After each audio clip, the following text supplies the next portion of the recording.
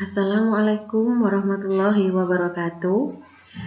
Kembali lagi bersama saya, Bu Vita, dalam sesi pertemuan untuk mata kuliah anatomi fisiologi untuk bab anatomi panggul. Jadi, sebelum kita melakukan sesi hafalan untuk masing-masing anak, mungkin dibutuhkan untuk beberapa alat peraga, yaitu satu buah panggul, kemudian panggul yang terdapat ligamen-ligamen di sini. Kemudian dibutuhkan lagi yaitu buku obstetri fisiologi di sini. Mungkin sebagai pegangan Anda untuk obstetri fisiologi ini kita bisa membuka bab 2 untuk bab anatomi panggul halaman 11 sampai dengan halaman 43 di sini. Nah, dari sekitar 30 halaman nanti akan terbagi menjadi 4 sesi, yaitu di sini panggul. Bahasan pertama yaitu panggul. Kemudian yang kedua adalah bagian lunak panggul, dan yang ketiga ukuran-ukuran panggul, dan yang keempat adalah bentuk panggul. Baik, untuk bahasan pertama terbagi menjadi beberapa halaman, yaitu dimulai dari halaman 11 sampai dengan halaman 17. Nah, sesi 1 akan kita mulai. Jadi, persiapannya adalah kita menggunakan panggul dan mempelajari beberapa halaman dulu untuk topik panggul. Nah, dalam kurung dan yang bercetak miring itu merupakan tulisan bahasa medis. Jadi, untuk tulisan tegak berarti adalah bahasa Indonesia atau bahasa umum, sedangkan tulisan bercetak miring adalah bahasa medis. Baik, kita bisa mulai untuk bahasan pertama. Anatomi panggul. Panggul nama lainnya adalah pelvis. Panggul terdiri atas bagian keras yang dibentuk oleh tulang dan bagian lunak yang dibentuk oleh otot-otot dan ligamentum. Bagian keras atau tulang panggul merupakan bentuknya seperti corong. Jadi seperti ini, corong, besar di atas dan mengecil di bawah. Kemudian panggul terdiri atas pelvis mayor, pelvis minor. Untuk pelvis mayor, fungsinya adalah menopang bagian atas, isi perut.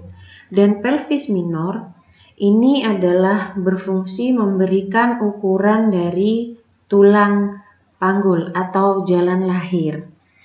Nah, tulang panggul terdiri dari 3 bagian besar tulang, yaitu 2 tulang pangkal paha. Ini tulang pangkal paha, 2 tulang pangkal paha. Atau disebut os coxae. Kemudian 1 tulang kelangkang ini dan 1 tulang tungging atau os coccygeus. Untuk tulang kelangkang namanya os sacrum. Jadi segitiga terbalik. Ini os coccygeus, ini os sacrum.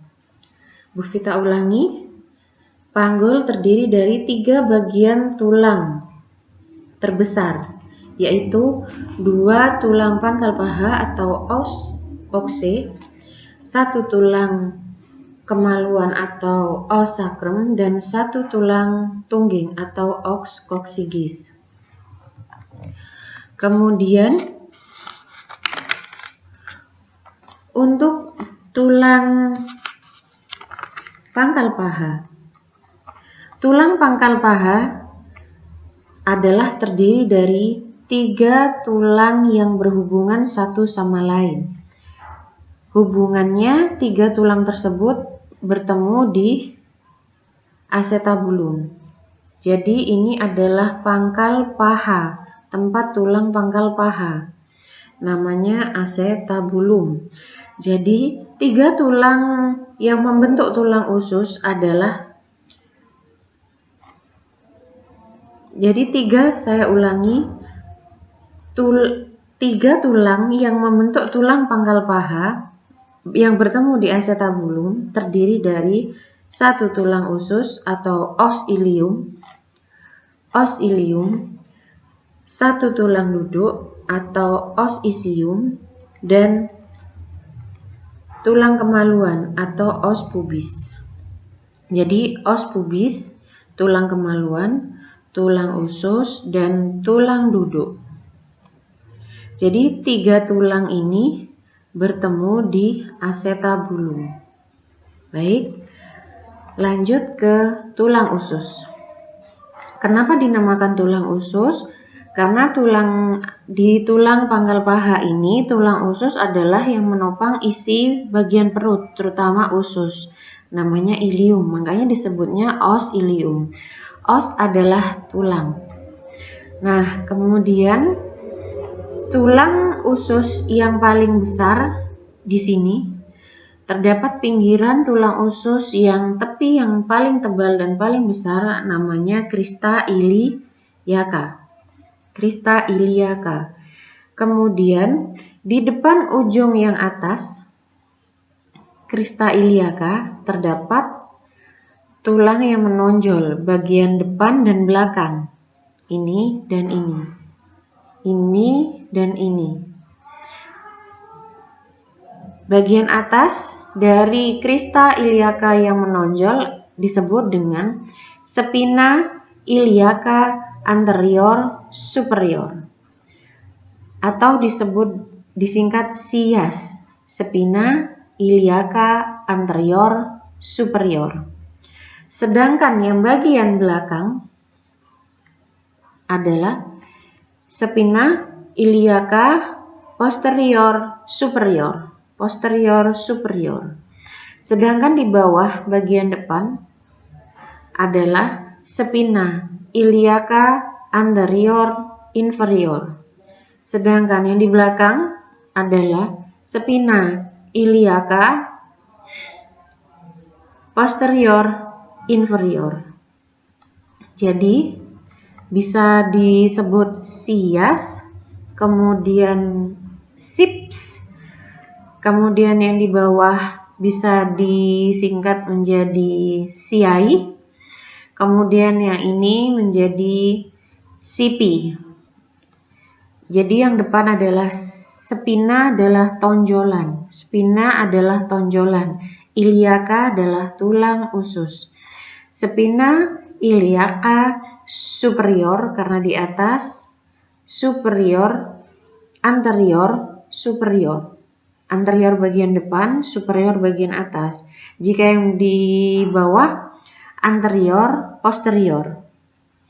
Untuk yang belakang, superior,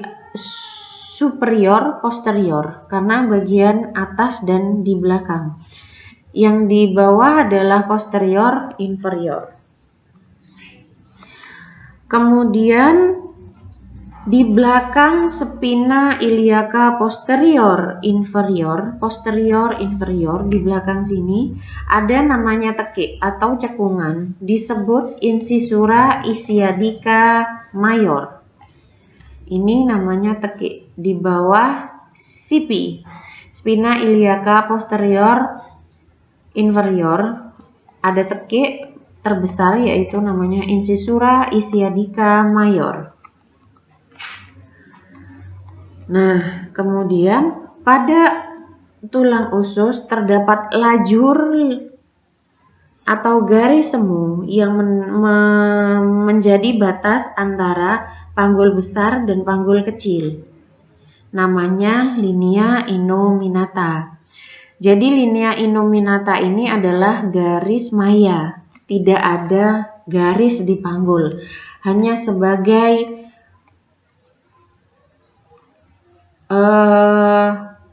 perbatasan antara atau membagi antara panggul besar dan panggul kecil, namanya linea innominata. Kemudian selesai untuk tulang usus dan kita pindah ke tulang duduk. Nah, tulang duduk ini. Tulang duduk atau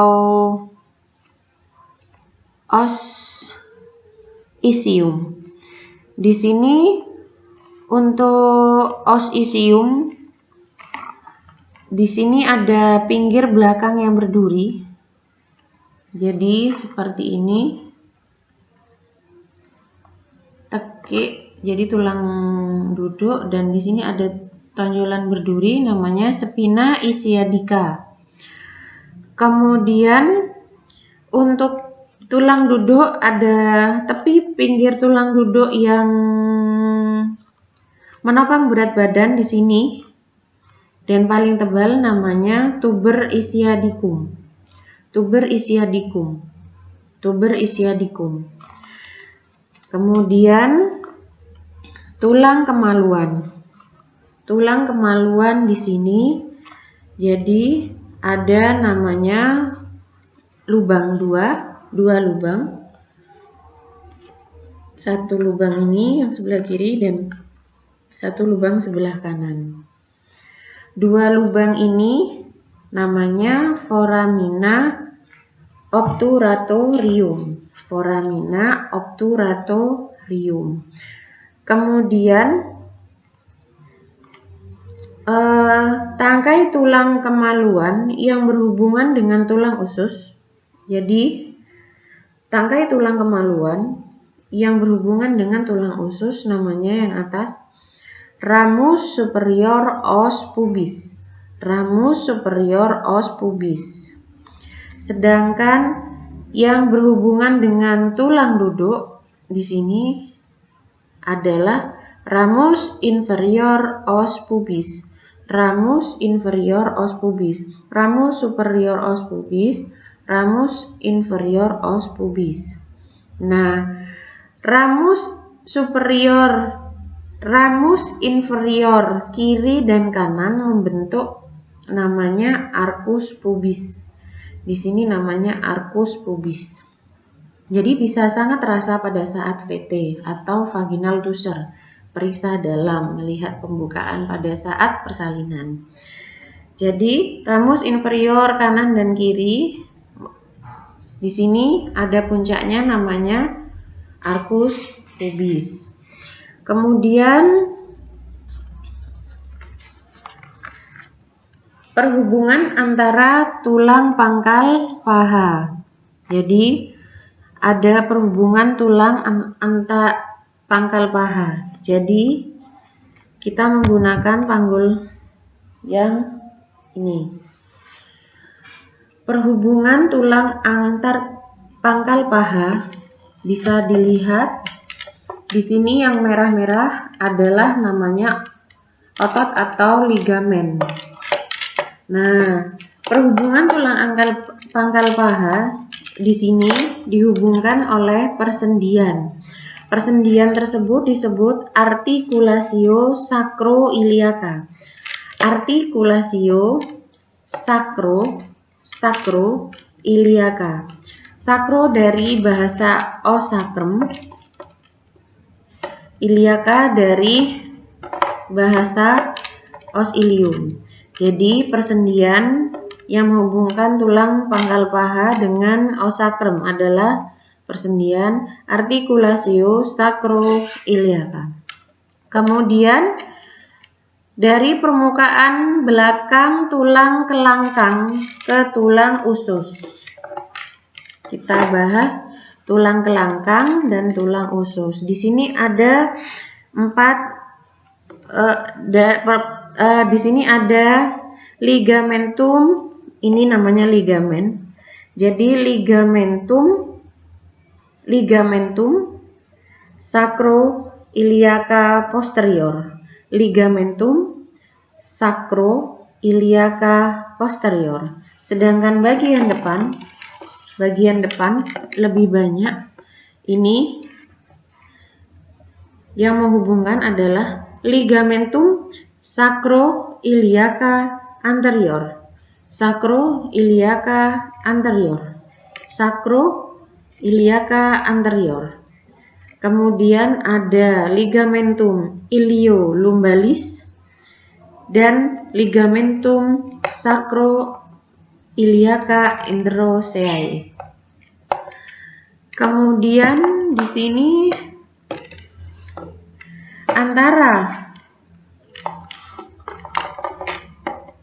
ligamentum yang menghubungkan os sacrum dengan spina ischiadica dinamakan yang depan ligamentum sacrospinosum.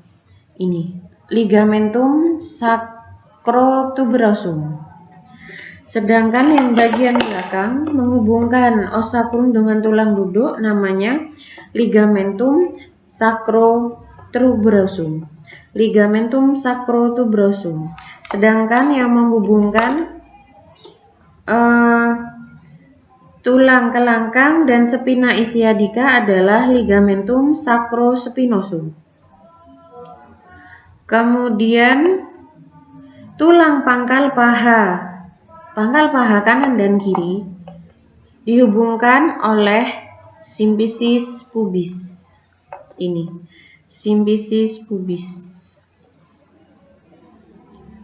Baik, berikutnya kita kembali ke panggul yang tadi. Untuk tulang pangkal paha telah selesai. Jadi terdiri dari os ilium, os pubis dan os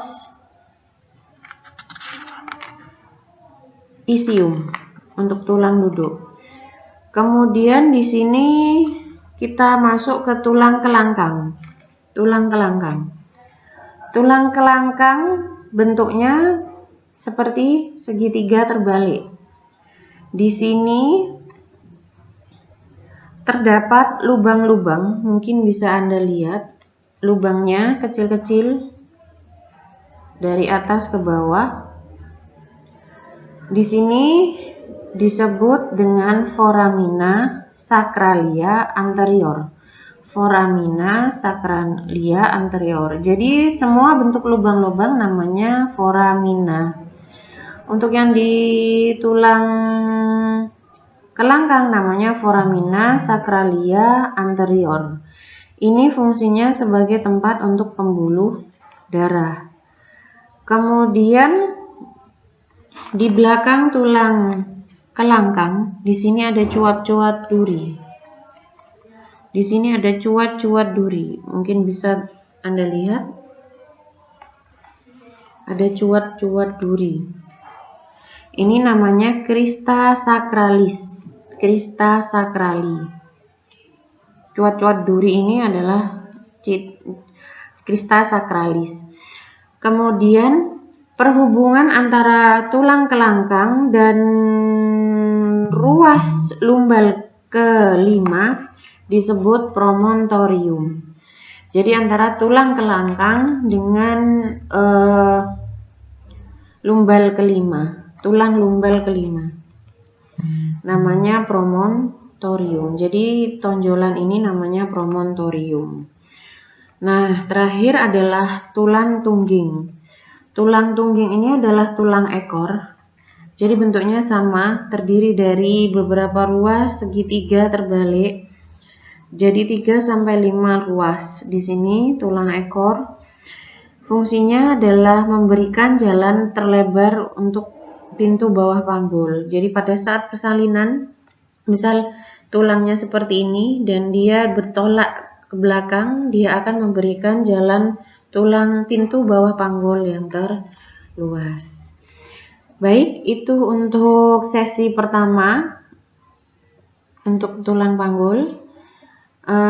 Nanti kita sambung lagi pada sesi kedua, yaitu untuk bagian ukuran panggul. Selamat menghafalkan dan selamat belajar. Terima kasih, semoga bermanfaat. Assalamualaikum warahmatullahi wabarakatuh.